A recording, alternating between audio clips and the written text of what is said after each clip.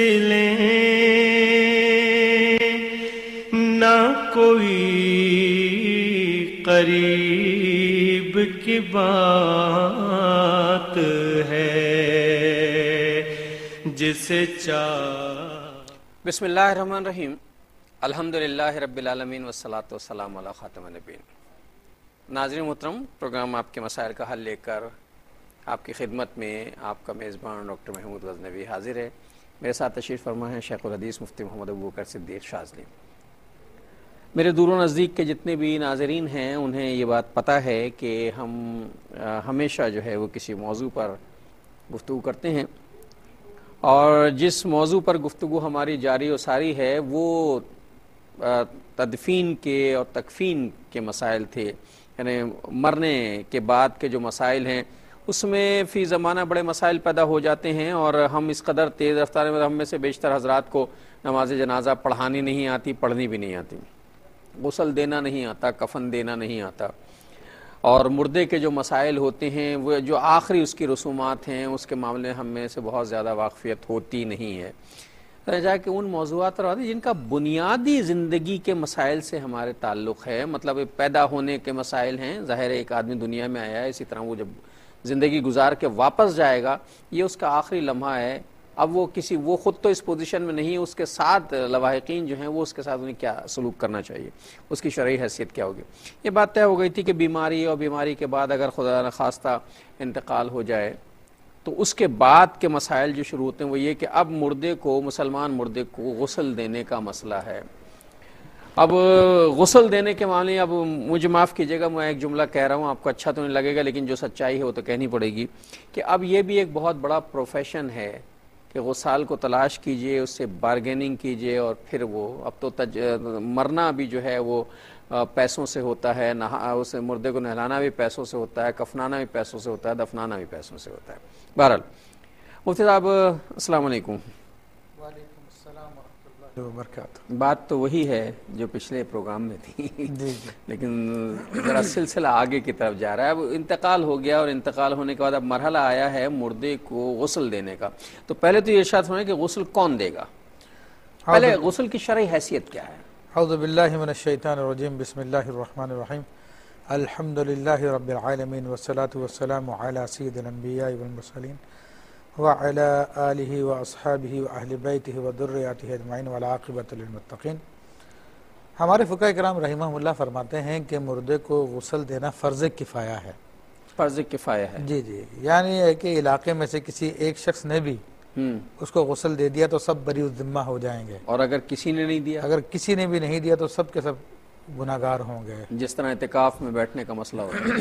جی جی جی، اعتکاف میں محلے میں سے کسی ایک علاقے میں سے کسی ایک آدمی کا بیٹھنا ضروری ہے، فرض کفایہ ہے، اگر وہ نہیں سنت کفایہ، اور اگر نہیں بیٹھے گا تو پوری بستی گناہگار ہوگی۔ یہی معاملہ مفتی صاحب فرماتے ہیں غسل کا بھی۔ جی جی جی، تو بس اس میں یہ تاکید ہے کہ وہ سنت ہے اور یہ فرض ہے، اور فرض کی ذمہ داری زیادہ بھاری ہوتی ہے بمقابلہ سنت کے مقابلے میں۔ جی جی، اچھا یہ تو غسل کی غسل دے گا کون؟ دیکھیے غسل دینے میں تو فقہا فرماتے ہیں کہ میت کا جو سب سے قریبی رشتہ دار ہو اسے غسل دینا چاہیے، مثلا بیٹا ہے یا اور اسے نہیں آتا تو اور کوئی بھائی ہیں تو سب سے قریب تو بیٹا ہی بنتا ہے، اور اگر اسے نہیں آتا تو پھر کسی نیک پرہیزگار آدمی کو دیکھا جائے وہ غسل دے۔ اچھا اگر مردہ جو ہے وہ پانی ہی میں ملے، مثلا ڈوب کے مر گیا، ایک دن کے بعد لاش ملی، یا یہ کہ چند گھنٹے کے بعد ملی لاش، یا دوسرے دن لاش ملی، تو اسے بھی غسل دیا جائے گا؟ جی ہاں، اس پہ غسل دیا جائے گا۔ اس کی وجہ یہ ہے کہ یہ بندوں پر واجب کیا گیا شریعت مطہرہ کی جانب سے۔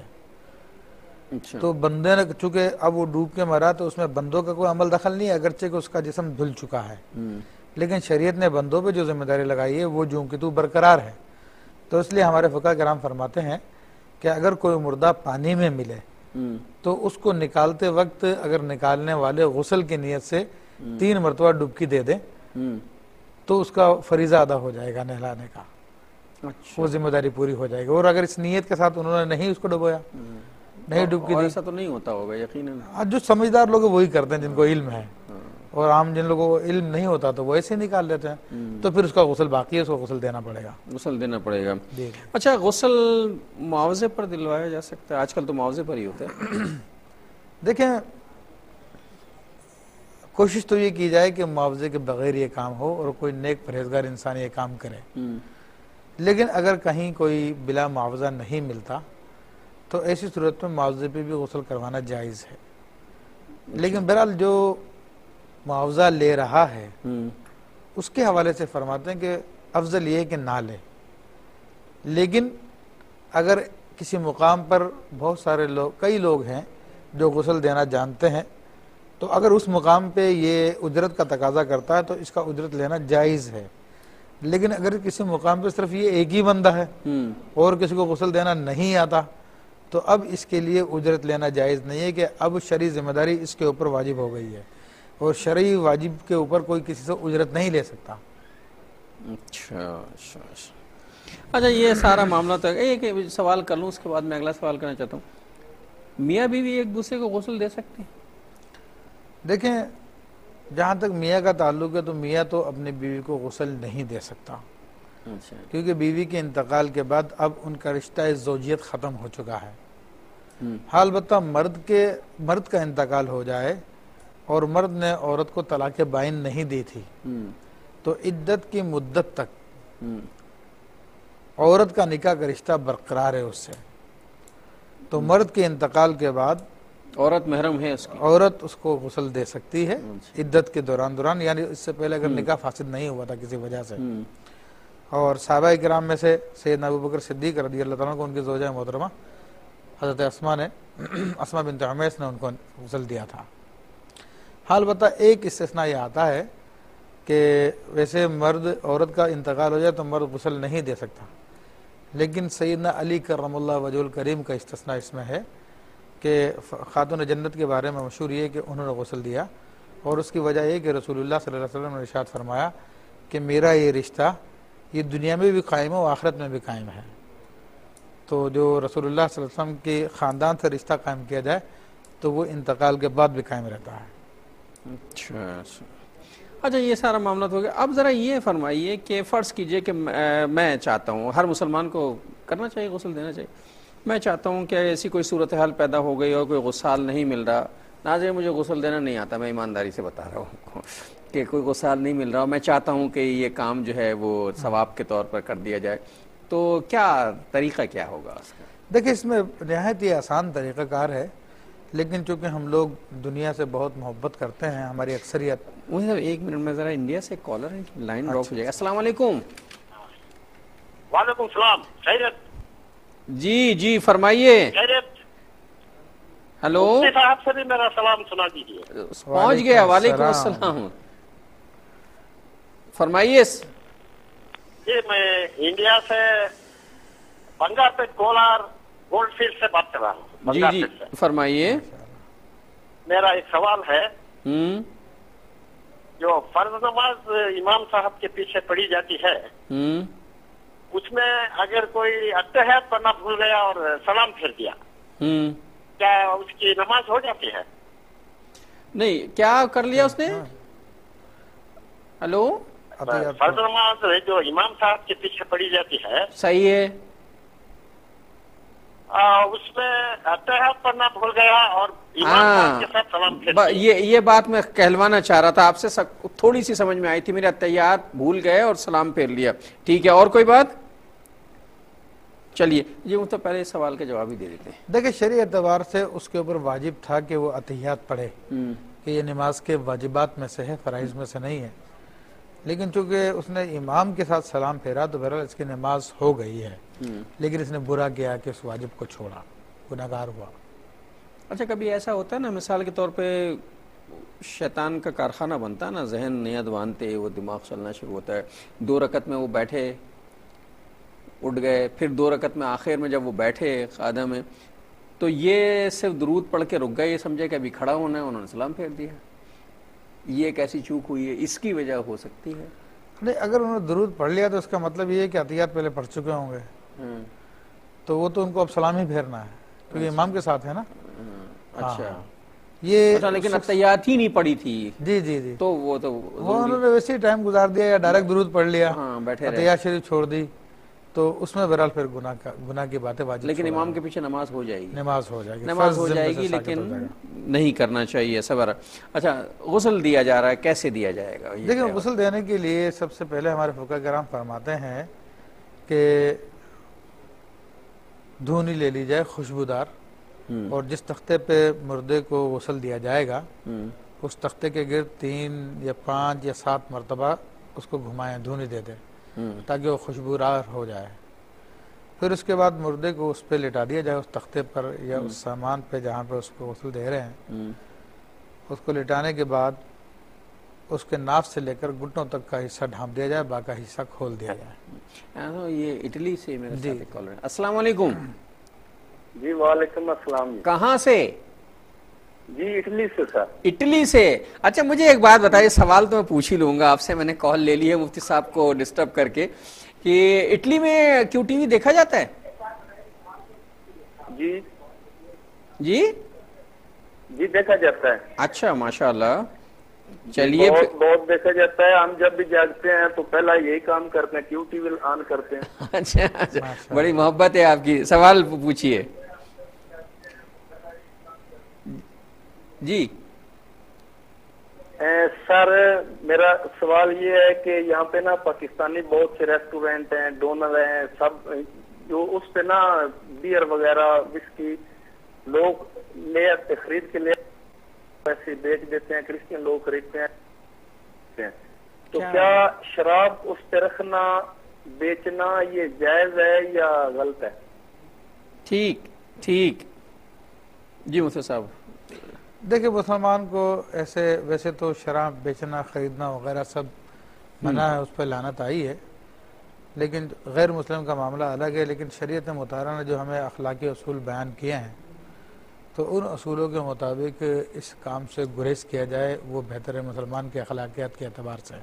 یعنی مسلمان کو بھی غیر مسلم معاشرے میں شراب نہیں بیچنی چاہیے، اس سے بالکل گریز کرنا چاہیے، اس کاروبار سے دور رہنا چاہیے۔ ہاں، لیکن بہرحال اس میں یہ بات کی وضاحت کر دوں کہ ہمارے فقہاء میں سے جیسے امام احمد بن حنبل، امام اعظم ابو حنیفہ اور امام محمد رحمہ اللہ اس بات کے قائل ہیں کہ اگر غیر مسلم حربی کو بیچی تو اس کا یہ بیچنا گناہ نہیں ہے۔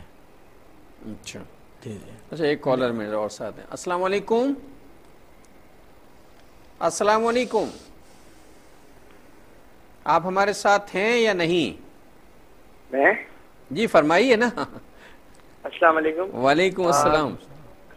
مجھے یہ سوال پوچھتے ہیں، یہاں بہت بڑے بڑے علماء کرام بیٹھے ہوئے ہیں، میں ان سے پہلے ان کی عزت کرتا ہوں، اور جو ہے میرا سوال یہ ہے جو روح جب موت ہوتی ہے کتنی طرح کی ہوتی ہیں اور کس کو موت ہوتی ہے؟ جسم کو ہوتی ہے یا روح کو ہوتی ہے؟ اگر روح کو ہوتی ہے تو وہ مقام علین سجین اور یہ جو مقام برزخ ہے یہ اس میں کیسے جاتی ہے؟ اور اگر جسم ہے ذرا مجھے اس کی آپ تفسیر بتا دیں۔ اور مجھے کیا پوچھ رہے ہیں آپ، وہ کیا پوچھ رہے ہیں مفتی صاحب؟ ان کو موت جسم کو ہوتی ہے روح کو ہوتی ہے؟ دیکھیں حدیث شریف میں آیا کہ انتم خلقتم للابد، کہ تمہیں ہمیشہ کے لیے پیدا کیا گیا ہے، تو وہ روح کے حوالے سے فرمایا گیا ہے۔ جسم تو گل جاتا ہے، روح جو ہے اللہ تعالیٰ کا امر ہے، اس کو موت نہیں ہے۔ البتہ موت جو ہے یہ جسم کو ہوتی ہے، اور موت سے بھی مراد کیا ہے؟ انتقال ہے ایک عالم سے دوسرے عالم میں، وہ دوسرے عالم میں منتقل ہو جاتا ہے انسان، اور دوسرے عالم کے معاملات بالکل مختلف ہوتے ہیں۔ یہ جسم اس عالم میں کام کرنے کے لیے دیا گیا تھا، دوسرے عالم میں جو ہے کچھ اور معاملات ہوتے ہیں۔ جس طرح کہ انسان اس عالم میں آنے سے پہلے ماں کے پیٹ کے عالم میں ہوتا ہے، اس ماں کے پیٹ کے عالم میں اس کا یہ جسم سارے کے سارے معاملات اس کے کسی کام کے نہیں ہوتے، اس کو فیڈنگ وغیرہ کا سلسلہ سارا کا سارا ماں کی فیڈنگ کے ذریعے ہو رہا ہوتا ہے، اس کی غذا خون ہوتا ہے، اس وقت عجیب مطلب کا معاملہ ہوتا ہے، پھر اس کے بول و براز وغیرہ کا کوئی سلسلہ نہیں ہوتا ہے اس دوران میں، تو ایک الگ عالم تھا۔ اس کے لیے جیسے جسم کی ضرورت تھی ویسا جسم دیا گیا، اس عالم میں جس جسم کی ضرورت تھی وہ جسم دیا گیا۔ اب جب عالم برزخ آتا ہے تو اس عالم میں یہ جسم بالکل کام نہیں آتا، کسی حد تک اس میں استعمال ہوتا ہے، بالکل ختم نہیں ہو جاتا، لیکن اصل موت جو ہے وہ جسم ہی کے اوپر طاری ہوتی ہے، روح جو ہے اس پہ طاری نہیں ہوتی۔ بات تسلی کی ہے تو صحیح ہے، لیکن اگر بات جو ہے الجھنے کی ہے تو بھائی ایسے مسائل میں الجھنے کا کوئی فائدہ تو ہے نہیں. اس کا براہ راست ہماری ایمانیات سے کوئی ایسا سوال نہیں، اور ہمیں سوائے اس کے کہ ہم مزید الجھتے چلے جائیں جو صاف صاف چیزیں سامنے کی ہیں ان پر بات کرنی چاہیے. اب اگر آپ اجازت دیں تو میں ایک چھوٹا سا وقفہ لے لوں. دور ہے منزلیں نہ کوئی قریب کی بات ہے جسے السلام علیکم ورحمۃ اللہ وبرکاتہ. ویلکم بیک ناظرین. وقفے کے بعد پروگرام میں خیر مقدم ہے.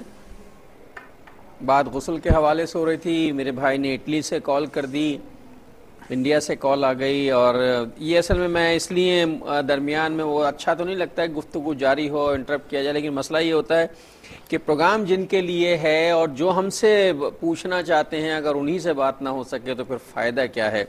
ہم اپنی بات کرنے تو نہیں بیٹھتے، ایک مسئلہ چھیڑتے ہیں اور پھر آپ کے مسائل پر گفتگو کرتے ہیں. پروگرام ہی آپ کے مسائل ہیں.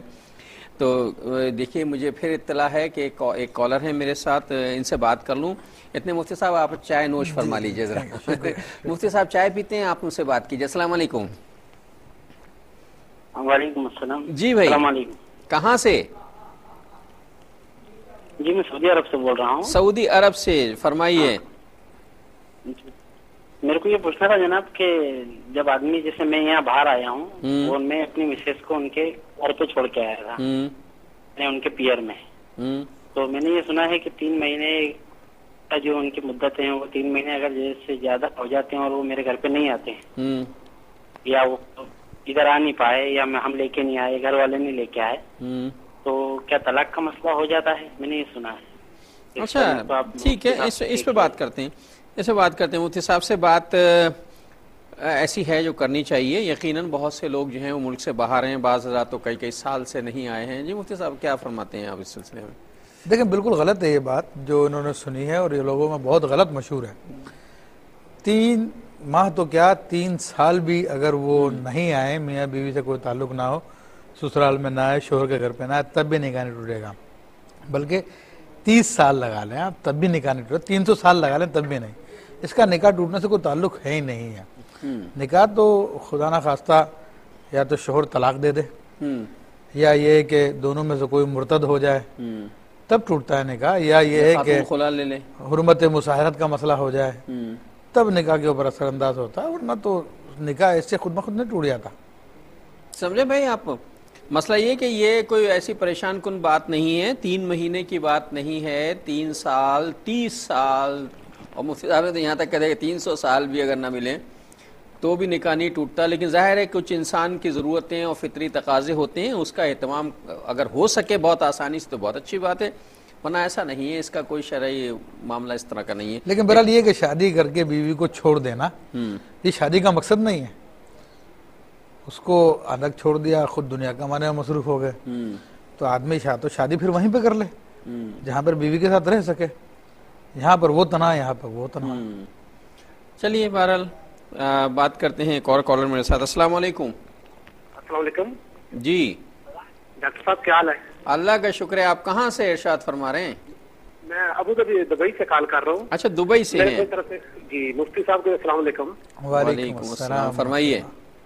جی ڈاکٹر صاحب میں نے مفتی صاحب سے ایک مسئلہ پوچھنا ہے کہ حقیقے کے جو بکرے ہوتے ہیں وہ اپنے گھر میں ذبح کر کے ان کا گوشت دینا چاہیے، مارنا چاہیے، یا کسی ٹرسٹ میں ان کے لیے پیسے بھی دے سکتا ہوں میں؟ اچھا جی مفتی صاحب یہ مسئلہ میرے دیکھیں عقیقے میں اصل تو خون بہانا ہے. اب خون یہ خود براہ راست بہا لیں، اپنے گھر پہ بہا لیں یا کسی اور جگہ پہ بہا لیں، یعنی ذبح کرنا مقصد ہے. اور اگر یہ خود نہیں کر سکتے نہ کہیں اور کروا سکتے تو اگر کسی ویلفیئر یہ کام کرتی ہے اور اعتماد ہے کہ یہ لوگ صحیح لوگ ہیں تو ان سے کہہ دے کہ ہمارے لیے فلاں فلاں کے عقیقے کے طور پہ اتنے بکرے ذبح کر دیں تو وہ سنت ادا ہو جائے گی. اچھا لیکن اس میں ایک بات کی ضروری ہے کہ اس رقم کو بطور صدقہ کسی کو نہیں دے سکتے، وہ گوشت ہی ہوگا، ذبح کیا جائے گا. ہاں گوشت کو پھر صدقہ کر سکتے ہیں.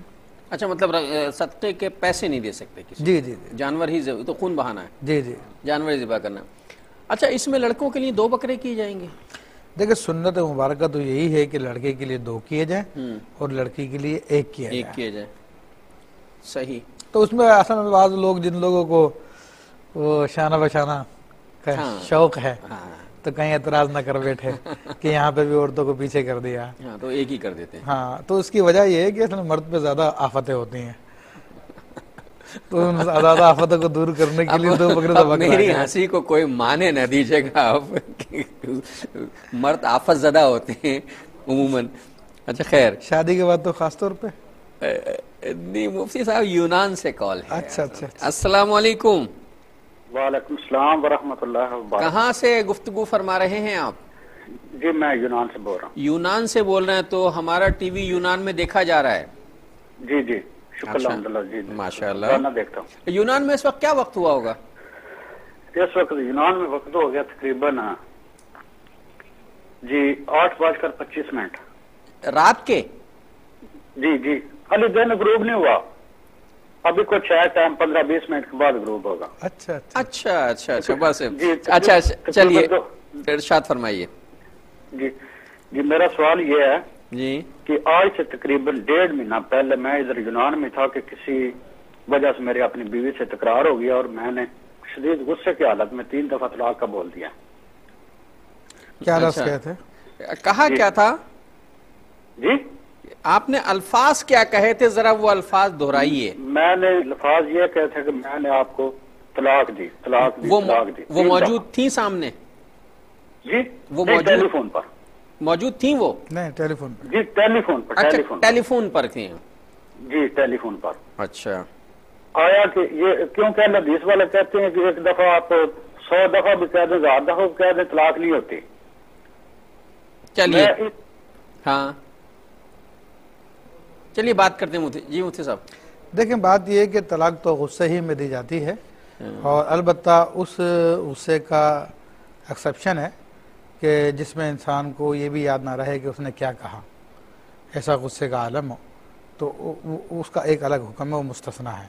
لیکن عمومی طور پہ جو غصے میں طلاق دی جاتی ہے وہ شریعت مطہرہ میں نافذ ہو جاتی ہے. اور یہ کہنا کہ ایک وقت میں جتنی بھی طلاق دی جائے وہ ایک ہی ہوتی ہے, یہ قرآن و سنت کے سراسر خلاف ہے. اللہ تبارک و تعالیٰ فرماتا ہے فَإِن طَلَّقَهَا فَلَا تَحِلُّ لَهُ مِن بَعْدُ حَتَّى تَنكِحَ زَوْجًا غَيْرَهُ. تو یہاں پر فا جو آیا تعقیب کے لیے آتا ہے مگر فوری طور پہ, تو اگر فوراً اس نے تیسری طلاق بھی دے دی تو نافذ ہو جائے گی. اور اسی طرح نبی کریم صلی اللہ علیہ وسلم کی متعدد احادیث ہیں جن کے اندر نبی کریم صلی اللہ علیہ وسلم کی خدمت میں عرض کیا کہ یا رسول اللہ صلی اللہ علیہ وسلم, ایک شخص نے 100 مرتبہ اپنی بیوی کو ایک ساتھ طلاق دے دی ہے. تو اب جو کہتے ہیں کہ جناب ایک وقت میں جتنی بھی طلاق دے دی جائے وہ ایک ہی ہے, تو وہ غلط ہے. حضور صلی اللہ علیہ وسلم نے ارشاد, غضب کے مارے آپ کھڑے ہو گئے اور آپ نے ارشاد فرمایا کہ 3 طلاقیں واقع ہو گئی اور 97 مرتبہ اس نے اللہ کی آیتوں کے ساتھ مذاق کیا ہے. تو یہ نبی کریم صلی اللہ علیہ وسلم کے احادیث سے ثابت ہے. کسی بعض ایک ضعیف روایت میں ایسی بات آئی ہے جو کہ مردود روایت ہیں, کیونکہ وہ صحیح روایت کے خلاف جا رہی ہیں. اور مسلمانوں کے تمام امام مالک, امام شافعی, امام احمد بن حنبل, امام ابو حنیفہ رحمہ اللہ, چاروں ائمہ کے نزدیک جو ہے ایک وقت میں جتنی طلاق دی جائے تو وہ 3 واقع ہو جاتی ہیں. اچھا یہ میں ذرا ان سے بات کرنا چاہتا ہوں, کالر ہیں بہت دیر سے ہولڈ کیے ہوتے ہیں. السلام علیکم. وعلیکم السلام. کہاں سے؟ جی میں حافظ آباد سے. جی حافظ آباد سے. جی فرمائیے. جی میرا سوال یہ ہے مفتی صاحب سے کہ کیا بیعت کرنا لازم ہے, اور اگر کسی انسان بندہ کوئی بزرگ فوت ہو گیا ہو تو اس کا بیعت ہونا چاہے تو اس کا کیا ہے, اس کا ذرا تفصیل سے بتا دیں. اچھا ایک کالر اور ہیں, یہ بنگلہ دیش سے ہیں, ان سے بات کر لوں ذرا میں. السلام علیکم. وعلیکم السلام. جی بہن کیسی ہیں آپ؟ جی وعلیکم السلام. جی فرمائیے. جی میں پوچھنا چاہ رہی تھی کہ جو صدقہ خیرات ہے یہ کیا ہر دفعہ پیسوں کی صورت میں دینا ٹھیک ہے, یا پھر جو ہے وہ مطلب بکرے وغیرہ, اس سے بعض لوگ کہتے ہیں کہ خون بہا کے دینا چاہیے یا اس طرح, تو کس صورت میں مطلب صدقہ خیرات دیا جائے جو سب سے بہتر اللہ تعالیٰ کے ہاں قبولیت ہو؟ چلیے بہن بات کرتے ہیں. اور بنگلہ دیش میں سب ٹھیک ٹھاک ہے؟ کمائی ہے اس میں بھی ساری وہ بنگلہ دیش ٹھیک ہے؟ لائن ڈراپ ہو گئی ہے. اچھا خیر مفتی صاحب یہ حافظ صاحب نے پوچھا حافظ آباد سے ہمارے بھائی نے پوچھا کہ بیعت کرنا ضروری ہے. دیکھیں ضروری ان معنی میں کہ یہ فرض یا واجب ہو تو ایسی بات نہیں ہے. البتہ سنت مطہرہ سے ثابت ہے اور پسندیدہ ہے. خود رسول اللہ صلی اللہ علیہ وسلم نے صحابہ سے بیعت لی اور صحابہ نے بیعت کی اور صحابہ نے اپنے شاگردوں سے بیعت کی. ہاں البتہ یہ ہے کہ لازمی نہیں ہے. کامل رستگاری کے لیے جسے کہا جاتا ہے کہ بلا سبقت عذاب کے دخول جنت چاہتا ہے یا وصال الہی چاہتا ہے تو پھر بیعت کے بغیر ممکن نہیں ہے. اچھا جی یہ استاد کے بغیر مشکل ہے کیونکہ اس راستے میں شیطان ہوتا ہے اور وہ اللہ تک پہنچنے نہیں دیتا بلکہ خود ہی خدا بن کے آ جاتا ہے سامنے اور بندے کو بہکا دیتا ہے. تو وہ مرشد کامل جس نے یہ رات طے کی ہوئی ہو تو وہ اس کے جال سے بچاتا ہے اور وہ رب سے ملاتا ہے. تو اس کام کے لیے تو بہرحال بیعت لازم ہو گئی اور اسی کے لیے فرمایا کہ من لا شیخ لہ فشیخہ الشیطان. سیدنا ابا یزید بسطامی رحمۃ اللہ علیہ کا قول ہے کہ اس راستے میں یعنی طریقت کے راستے میں جس کا کوئی پیر نہیں ہے تو اس کا پیر شیطان ہوتا ہے. اچھا یو اے ای سے متحدہ عرب امارات سے ایک کالر ہیں. یہ بنگلہ دیش والی بہن کی بات میں بھی کراتا ہوں آپ سے. السلام علیکم. جی وعلیکم السلام. جی فرمائیے. سر یہ مفتی صاحب سے یہ سوال کرنا ہے کہ آدمی مجبور ہو جائے اس کے پاس پیسے نہ ہوں کوئی تو وہ کسی سے سود پہ پیسے لے کے جائز ہے نہیں جائز؟ اچھا مجبوراً آپ سود پر پیسہ لینا چاہتے ہیں. چلیے بات کرتے ہیں ابھی. اچھا اس میں ایک اور بات کا میں اضافہ کر دوں کہ بھائی نے پوچھا کہ کسی انتقال شدہ بزرگ سے بیعت ہو سکتا ہے. میں وہ اگلا سوال ان کا یہ ہے کہ کوئی مرحوم بزرگ ہیں تو ان سے بیعت کیسے ہوگی؟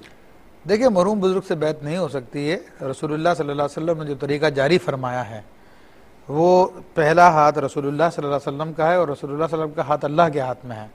اور پھر جو زندگی میں رسول اللہ صلی اللہ علیہ وسلم کے ہاتھ میں صحابہ نے ہاتھ دیا اور صحابہ کے ہاتھ میں تابعین نے, تابعین کے ہاتھ میں تبع تابعین نے, اور یہ سلسلہ آج تک چلا رہا, سب زندوں سے بیعت کی ہے. تو اگر کوئی یہ کہتا ہے کہ نہیں مجھے تو فیض ویسی ہے تو میں پیر ہو گیا ہوں یا میں پہنچ گیا ہوں تو یہ اس کی خام خیالی ہے.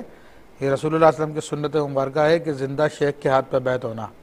تو زندہ شیخ کے ہاتھ پہ بیعت ہوگا تو وہ پہنچ پائے گا ورنہ نہیں پہنچ پائے گا. اچھا جناب یہ بنگلہ دیش سے ہماری بہن نے پوچھا تھا کہ صدقہ و خیرات پیسوں کی صورت میں ہی کیا جائے اور کون سا طریقہ سب سے بہتر اور افضل ہے؟ دیکھیں سب سے بہتر طریقہ وہ ہے جو رسول اللہ صلی اللہ علیہ وسلم کی سنت مبارکہ ہے. بقرعید کی دنوں میں جانوں کو قربان کرنا یہ بہترین قسم کا طریقہ کار ہے, اور بقرعید کے دنوں میں صدقہ فطر دینا. اور اب اس کے اندر یہ ہے کہ سنت میں تو یہ ہے کہ جو دے دیا جائے یا گندم دے دی جائے یا خرما دے دیا جائے, لیکن اس میں فقہ فرماتے ہیں کہ سب سے بہتر صدقہ وہ ہے جس سے ضرورت مند کی ضرورت فوری طور پہ پوری ہو سکے. تو اب اگر کوئی بھوکا ہے کھانے کا طلبگار ہے تو اس کو پکا پکایا کھانا دے دیا ہے تو اس سے بہتر کوئی چیز نہیں ہے. اسے پیسے دیں ہوٹل تک جائے گا. ہاں اور اگر اور کوئی ضرورت ہے تو اس کو پیسے دے دیا. تو ضرورت مند کی ضرورت کو جو بات سب سے جلدی پورا کرتی ہے وہ سب سے بہتر صدقہ ہے. بہتر صدقہ ہے. اگر آدمی بھوکا ہے تو اسے فوری طور پر کھانا دے دیں, پیسے نہ دیں کہ جاؤ جا کے اپنی مرضی سے کھا لینا. اور اگر برہنہ ہے تو فوری طور پہ کپڑے پہنا دیے جائیں, اسے یہ نہ کہا جائے کہ انتظار کرو درزی ابھی سی رہا ہے. تو جو فوری طور پہ ضرورت پوری ہو جائے مفتی صاحب کہتے ہیں کہ وہ صدقہ کر دینا چاہیے. اور اگر فوری طور پہ ضرورت پڑ جائے تو پھر آدمی کو بریک پہ چلے جانا چاہیے. دور ہے منزلیں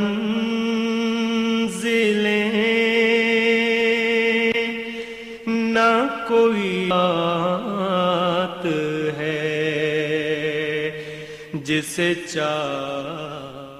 السلام علیکم ورحمۃ اللہ وبرکاتہ. Welcome back. وقفے کے بعد پروگرام آپ کے مسائل کے حل میں آپ کو خوش آمدید. یو اے ای سے ہمارے کالر تھے لیکن اس وقت بھی میرے ساتھ ایک کالر ہیں, پہلے ان سے بات کر لوں اس کے بعد پھر آپ سے بات کراتے ہیں. السلام علیکم. جی وعلیکم السلام ورحمۃ اللہ وبرکاتہ. جناب کیسے مزاج ہیں اور کہاں سے گفتگو فرما رہے ہیں آپ؟ جی میں الحمدللہ بالکل ٹھیک ہوں آپ کی دعاؤں سے. میں آزاد کشمیر میرپور سے محمد جاوید قادری عرض کر رہا ہوں. اچھا آپ لوگ خیریت سے ہیں محترم؟ الحمدللہ اللہ کا بڑا شکر ہے. اچھا میں آپ کا مختصر وقت لیتے ہوئے دو سوال کرنا چاہوں گا. بالکل کیجئے. پہلا سوال میرا ڈکار سے متعلق ہے کہ اکثر لوگوں کو دیکھا گیا کہ وہ بلند آواز سے زور سے ڈکار لیتے ہیں، تو اس کے بارے میں شرعن کیا حکم ہے؟ اور دوسری چیز یہ ہے کہ طلاق سے متعلق میرا ایک سوال ہے. بعض لوگوں کا یہ خیال ہے کہ اگر کوئی شخص اپنی بیوی کو کسی بھی وجہ سے کسی بھی حالت میں ایک طلاق دے دیتا ہے تو پھر وہ اگر آپس میں رجوع نہیں کرتے، چاہے 10 سال بھی رجوع نہ کریں، تو ایک طلاق اپنی جگہ قائم رہتی ہے، لیکن اس سے آگے کچھ دوسری طلاق کی طرف کوئی بات نہیں جاتی، یعنی کہ اس سے کوئی خاص نکاح پر فرق نہیں پڑتا. اچھا. تو کچھ لوگوں کا کہنا ہے کہ نہیں جی، اگر آپ 3 حیض تک رجوع نہیں کرتے تو پھر دوسری طلاق ہو جاتی ہے. ٹھیک ہے، اس پر بات کر لیتے ہیں، ابھی بات کرتے ہیں. بالکل آپ نے جو بات کی اس میں تفصیل سے بات کر لیتا ہوں اس پر. یو اے ای سے مفتی صاحب ہمارے بھائی نے پوچھا تھا کہ اگر انتہائی آدمی مجبور ہو جائے، اس کے پاس بالکل گنجائش نہ ہو، تو کیا وہ سود پہ پیسہ لے سکتا ہے؟ دیکھیں، اس میں لوگ اصل میں مجبور کی تعریف الگ الگ کرتے ہیں. ہر آدمی کی اپنی اپنی مجبوری. ہاں، یعنی علماء فرماتے ہیں کہ اگر بیٹے کی شادی پرانے 9 روپے میں ہو سکتے، 1 روپے میں ہو سکتی ہے، تو 10 روپے لینے کے لیے کہا جی تو ناک کٹ جائے گی. ابھی ہم نے دھوم دھام سے شادی نہیں کی تو مکان لینا ہے، لیکن پیسہ ہوگا تو بڑا لے لیں گے. ہاں، ابھی مکان میں رہ رہا ہے تو جناب محل بنانے کا شوق ہو گیا. تو ابھی زندگی کاروبار چھوٹا موٹا چل رہا ہے تو ساہوکار بننے کا خیال آ گیا. تو ان سب باتوں کو لوگ کہتے ہیں جی مجبوری تھی میری. تو شریعت کی نظر میں یہ مجبوری نہیں ہے، بلکہ عام طور پر لوگوں کا طریقہ کار یہ ہوتا ہے، گھر پہ زیور محفوظ رکھا ہوتا ہے، اس کو استعمال نہیں کرتے ہیں اور سود کی طرف قدم اڑاتے ہیں کہ جناب سود سے لے لیں اور ہم لوٹا دیں گے. اجی اپنا زیور بیچ لیجئے جو رکھا ہوا آپ کی ملکیت کا، وہ پھر کما کے بعد میں خرید لیجئے گا. کیا ضرورت ہے سود لینے کی؟ تو کسی بھی صورت میں مجبوری کیسی بھی ہو. ہاں، یہ کہ نہیں کہ واقع حقیقتاً مجبوری ایسی آ جائے کہ اب واقع اس کے پاس بھی کچھ نہیں ہے اور کوئی ذریعہ بھی نہیں ہے اور جان کے لالے پڑے ہوئے ہیں، یعنی اب بھوکوں مر رہا ہے، تو ایسی صورت میں بقدر ضرورت فقہ نے کہا کہ مجبوراً لے لے، تو پھر فوری طور پر اس کو ادا کرنے کی کوشش کرے. اچھا، یہ آزاد کشمیر سے ہمارے بھائی نے فون کیا کہ ایک تو ڈکار کے بارے میں کہ بعض لوگ آواز بلند ڈکار لیتے ہیں. ہاں، ایک خلاف سنت ہے، خلاف سنت اور محفل کے آداب کے بھی خلاف. جی. کسی حالت میں بھی شوہر اگر ایک طلاق دے دے اور اس کے بعد رجوع نہ کرے تو کیا وہ طلاق قائم ہو جاتی ہے یا نہیں ہوتی؟ دیکھیں، اگر اس نے ایک طلاق رجعی دی تھی تو عدت کی مدت تک مرد کو اختیار تھا کہ جب چاہے اس سے رجوع کر لیتا. لیکن اگر دوران عدت اس نے رجوع کر لیا تو یہ ایک طلاق تو بہرحال ہو گئی ہے، آئندہ اسے 2 طلاقوں کا اختیار ہے اور رجوع کرنے کی وجہ سے دونوں میاں بیوی ہیں پہلے کی طرح. لیکن اگر اس نے عدت کی مدت میں رجوع نہیں کیا تو وہ خاتون بائنہ ہو جائے گی، یعنی اب ان دونوں کے دوران میں میاں بیوی والا رشتہ نہیں رہا، رجوع نہیں ہو سکتا بغیر نکاح کے. ہاں، دوبارہ نکاح کریں تو رجوع ہو سکتا ہے، لیکن پھر 2 ہی کے آپشن باقی رہے. جی ہاں، لیکن عورت کو بھی پورا اختیار ہے کہ اب چاہے جس مرد سے نکاح کر لے. اب وہ اس مرد کی پابند نہیں رہی ہے. جب تک کہ عدت کی مدت تھی مرد رجوع کر سکتا تھا اپنی مرضی سے، لیکن اب جب عدت گزر گئی تو عورت کی رضامندی کے بغیر اس سے نکاح بھی نہیں ہوگا. عورت راضی ہے تو اسی مرد سے نکاح کر لے، ورنہ نہ کرے. چلیے ناظرین، ذرا اسکاٹ لینڈ چلتے ہیں. السلام علیکم. وعلیکم السلام. کہاں سے گفتگو فرما رہے ہیں؟ جی میں اسکاٹ لینڈ ایڈنبرا سے. جی، ہم نے ناظرین سے کہا آپ ہی کی طرف لے آئے، ہم نے کہا اسکاٹ لینڈ چلتے ہیں، فرمائیے. جی میرا مفتی صاحب سے 2 سوال ہیں. جی، ایک پہلا سوال تو یہ ہے کہ جو لوگ شراب کی دکان پہ کام کرتے ہیں جی ان کے لیے کیا حکم ہے، اور جن کی دکان ہوتی ہے جو بزنس مین ہوتا ہے، جو اونر ہوتا ہے، جو مالک ہوتا ہے، اس کے لیے کیا حکم ہے؟ ٹھیک ہے. دوسرا سوال بھائی، اس پر ابھی ہم نے بات کی تھی. جی، دوسرا سوال یہ ہے کہ جو لوگ گھر میں پالتو جانور رکھتے ہیں جیسے بلی رکھتے ہیں تو اس کے لیے کیا حکم ہے؟ اچھا ٹھیک ہے، بہت شکریہ آپ کا. اب ایک کالر اور ہیں پائے، لیکن یہ ہمارے مقامی کالر ہیں ٹھٹا سے. السلام علیکم. اچھا ناظرین، یہ جڈہ سے ہیں، ٹھٹا سے نہیں ہے. میں سمجھا تھا کہ شاید کوئی قرب و جوار سے کال آ گئی. ہلو جی السلام علیکم. وعلیکم السلام. کیسے ہیں آپ؟ الحمدللہ. آپ کا کیا حال ہے؟ الحمدللہ, اللہ کا بڑا کرم ہے, بہت شکر ہے. فرمائیے. میرا ایک دوست ہے, وہ جدہ میں کیبل کا کام کرتا ہے. اچھا. تو اس سے جو پیسہ ملتا ہے وہ حج کیا ہے, عمرہ کیا ہے, تو اس کا کمائی جائز ہے یا نہیں؟ اچھا اچھا, ٹھیک ہے, بات کرتے ہیں. بہت شکریہ آپ کے بات کا.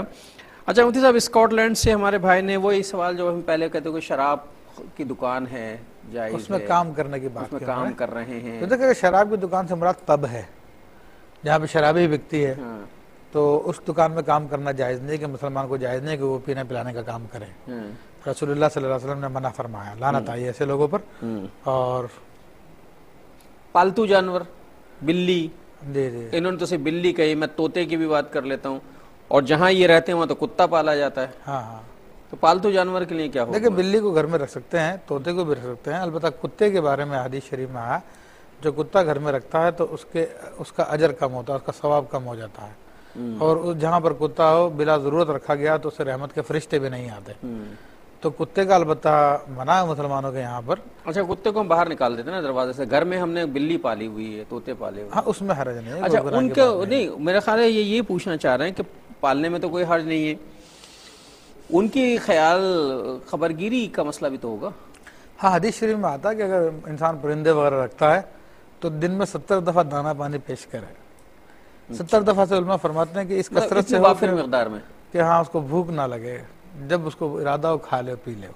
اچھا, مطلب یہ محروم ہی نہ ہو کہ میں آزاد ہوتا تو پتہ نہیں کیا کھا لیتا. جی جی, مطلب جب منہ مارے اس کے سامنے دانہ پڑا ہونا چاہیے. تو اس طرح کے جانور پالے جا سکتے ہیں. اچھا, جدہ سے ہمارے بھائی نے پوچھا کہ ان کا دوست ہے کیبل کا کام کرتا ہے, کیبل کے آمدنی سے اس نے حج کیا ہے, عمرہ کیا, کیا یہ جائز ہے؟ دیکھیں کیبل کی کام کرنے والے حضرات کی یہ بھی ذمہ داری ہوتی ہے کہ وہ لوگوں کو چینل بھی سیٹ کر کے دیں گے. ہمارے جو نالج میں ہے بات, اور چینل پھر ہر قسم کے ہوتے ہیں, غلط بھی ہوتے ہیں, صحیح بھی ہوتے ہیں, تو وہ اجرت پھر ملے جلے کام کی لیتا ہے. تو اس اعتبار سے وہ کمائی غلط ہو گئی ہے. اور ایسی کمائی جس کے اندر خبیث شامل ہو تو اللہ تبارک و تعالی حدیث شریف میں آتا ہے کہ لا یقبل الا الطیبہ, قبول نہیں فرماتا مگر صرف پاکیزہ اور صاف کو. تو اب ایسی چیز سے مطلب کہ انسان حج یا عمرہ کر کے آئے تو اس کے بارے میں قبولیت کی امید نہیں رکھنی چاہیے. اپنا شوق پورا کر کے آ گیا, وہ مقامات مقدسہ کی زیارت اس نے کر لی, وہ شوق ہی ہے, کیونکہ اصل میں وہ بھی زیارت کا شوق, در و دیوار کی زیارت کا شوق ہے, اللہ کی ملاقات کا شوق نہیں ہے, رسول اللہ صلی اللہ علیہ وسلم کی ملاقات کا شوق نہیں ہے. اگر اللہ کی ملاقات کا شوق ہوتا, رسول اللہ کی ملاقات کا شوق ہوتا, تو ایسا کام نہ کرتا جو ان کی رضا کے خلاف ہو, ان کے احکام کے خلاف ہو. جی بھائی, یہ بات تو خیر ہو گئی. میں ذرا سا اپنے موضوع کی طرف پلٹ آؤں, اس لیے کہ میری بات وہیں کی وہیں رہ گئی. طے ہو رہا تھا کہ غسل, مفتی صاحب مجھے یاد ہے آپ نے صرف یہ کہا تھا کہ غسل کرانے والا تختہ بچھایا جائے تو چاروں طرف جو خوشبو سلگا دی جائے تاکہ اس میں خوشبو ہو جائے. دیکھا آپ نے میری یادداشت کتنی اچھی ماشاءاللہ. جی اس کے بعد اس کا جسم ناف سے لے کر گھٹنوں تک ڈھک دیا جائے, کپڑے سے ڈھک دے, اور ایسی جگہ پہ غسل دے جہاں پہ ہر ایک کی نظر نہ پڑے, صرف غسال ہو, نہلانے والا ہو, اور اس کے جو معاون ہو وہ ہوں. اس کے بعد فقہ کرام فرماتے ہیں کہ غسل کے پانی میں جو نیم کے پتے یا بیری کے پتے ڈالنے کی روایت ہے, اس کی کیا حقیقت ہے؟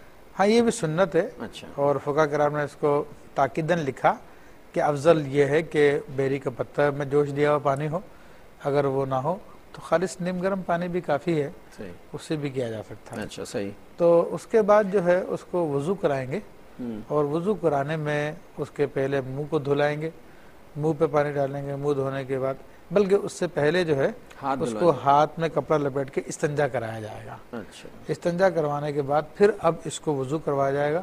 وضو کے اندر چہرہ دھلوایا جائے گا, ہاتھ کونے تک دھلوائے جائیں گے, سر کا مسح کیا جائے گا, اور پاؤں دھوئے جائیں گے. البتہ اس میں وہ 3 سنتیں نہیں ہیں کہ گٹھوں تک ہاتھ دھلانا اور کلی کرنا اور ناک میں پانی ڈالنا.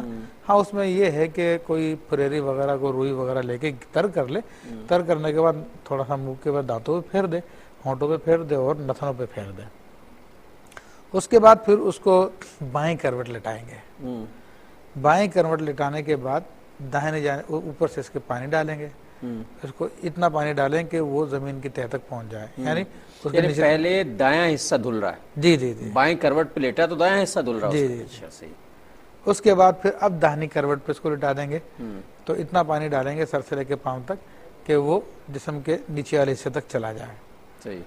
یہ اس کے پورے جسم سے پانی بہہ جائے گا، اور یہ عمل 3 دفعہ دہرایا جائے، کیونکہ ایک دفعہ سے فرض اتر جائے گا، باقی سنت ہے 3 دفعہ کرنا.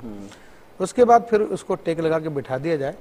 بٹھانے کے بعد اس کے پیٹ کو دبایا جائے، نرمی کے ساتھ ہاتھ پھیرا جائے، تو جو کچھ خارج ہو اس کے بعد اس کو بہرحال استنجا کرا کر اس کو پھر لٹا دیا جائے. اور اس میں یہ ہے کہ اس کے سر کے بالوں وغیرہ کو گل خیرو کے ساتھ دھویا جائے. اگر وہ دستیاب نہ ہو تو کوئی بھی پاک صابن ہو اس سے دھلایا جائے.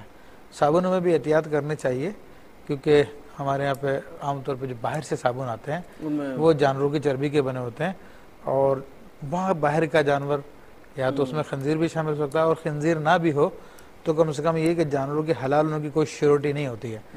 تو حلال جانور کو بھی اگر ذبح نہیں کریں گے تو وہ ناپاک ہو جائے گا، تو اس سے احتیاط کی جائے. اب یہ غسل مکمل ہو گیا. ہاں، تو اس طرح سے جو ہے پھر یہ غسل کا اس کا معاملہ ہو جائے گا پورا.